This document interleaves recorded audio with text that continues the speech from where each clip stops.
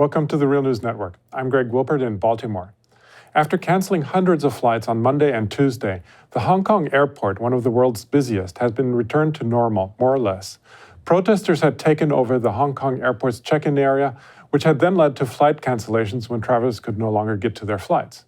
On Wednesday, protesters, though, voluntarily withdrew from the airport, and some even apologized on social media, saying that they would consider their tactics more carefully in the future. The protest began back in June, and at one point drew as many as 2 million people, according to the organizers. Meanwhile, there has been some concern that the Chinese government might send troops into Hong Kong when videos circulated of increased troop presence in the city of Shenzhen, near Hong Kong's border. However, as of now, there's no indication that troops have been deployed to Hong Kong. Joining me to discuss the situation in Hong Kong is Sean Stars.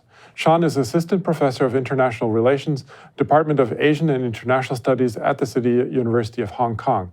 He joins us from Hong Kong, where it is very late at night right now. Thanks for joining us again, Sean. My pleasure. Thanks for having me.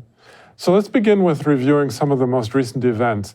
This most recent wave of Hong Kong protests, which seem to be organized mostly by students, began with protests against a proposed extradition law, which would have enabled Hong Kong to extradite citizens who are wanted in mainland China. Now, the law was eventually shelved, but the protests continued. Why did they continue, and how have the demands evolved since then? What is motivating the students or the protesters now? Yeah, so the original demand was, of course, to withdraw the extradition bill, and Carrie Lam did that quite early on, early June.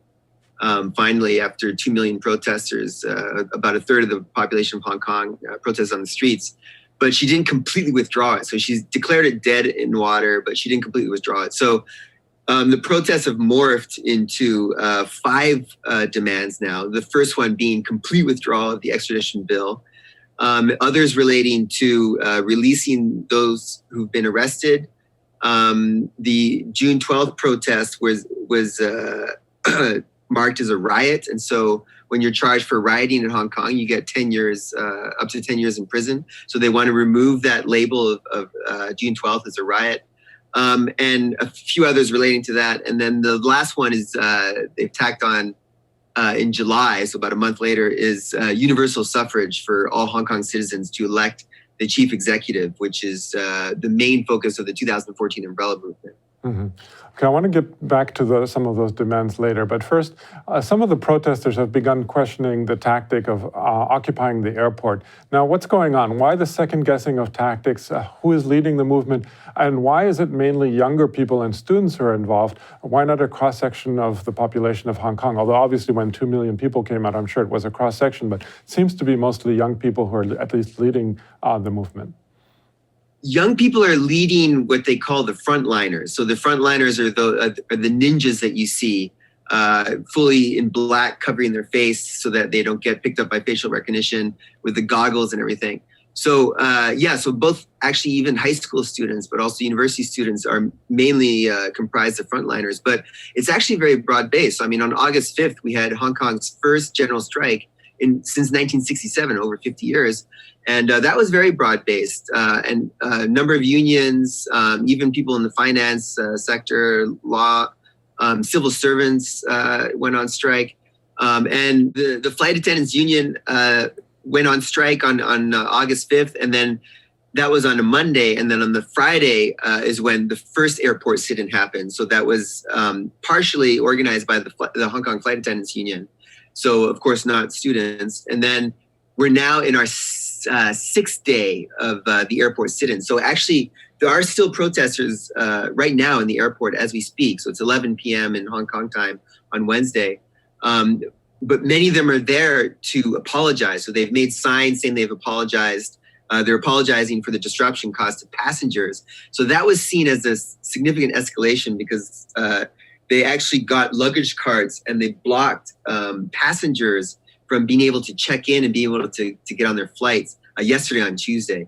So that was a significant escalation on the protesters' part. And a lot of people within the movement think that was going too far. And so today, I mean, I have students that have told me that they're there in the airport today to apologize, holding up signs and so on.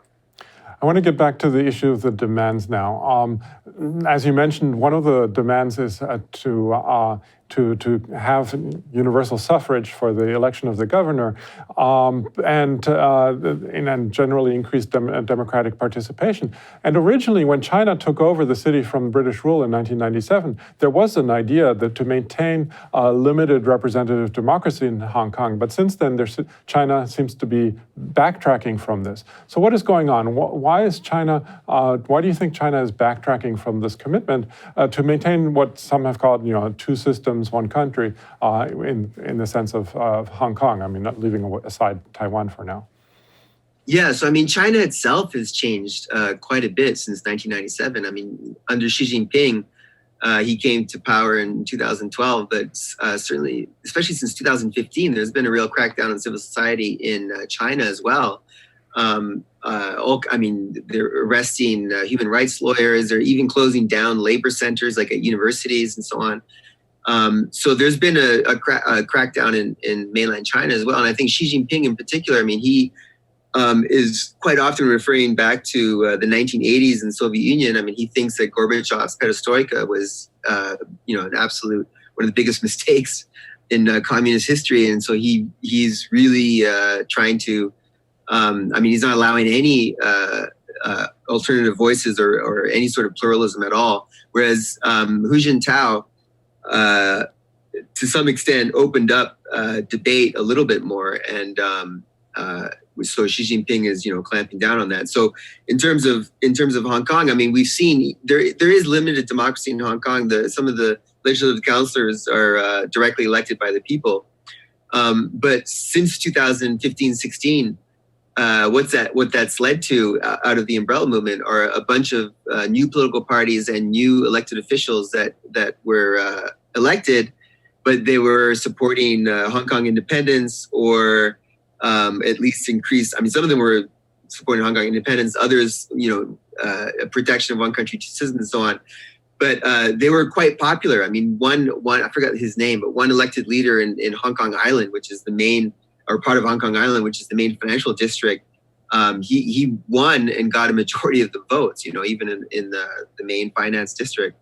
So these ideas are getting more and more popular, and so Beijing really needs to clamp down on this. Okay, and so China has suggested, though, for a while that these protests are being encouraged by the United States or by the West in general. It has not been very specific, it seems, in this charge. But is there any indication of outside interference? I mean, yes. So just last week, for example, a Chinese newspaper, I forgot which one, they doxed a U.S. diplomat. They gave out her personal details because she was photographed meeting Joshua Wong in a luxury hotel. So, I mean, she's a U.S. diplomat from the State Department. And, the National Endowment for Democracy does support certain organizations in Hong Kong which are involved in the protest movements. I mean, I know this because I have a friend that used to work at the National Endowment for Democracy. So he told me.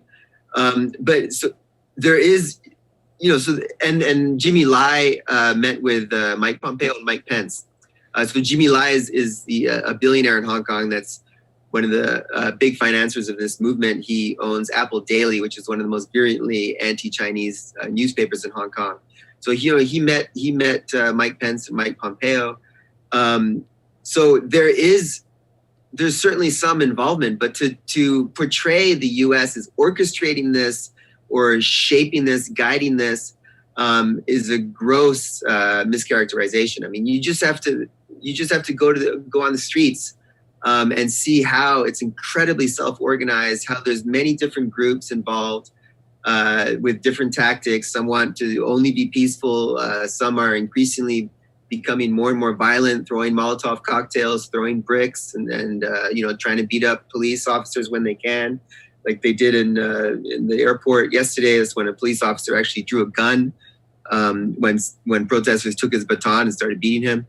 So there's various factions, and so to characterize this as a U.S. operation is absurd, in my opinion.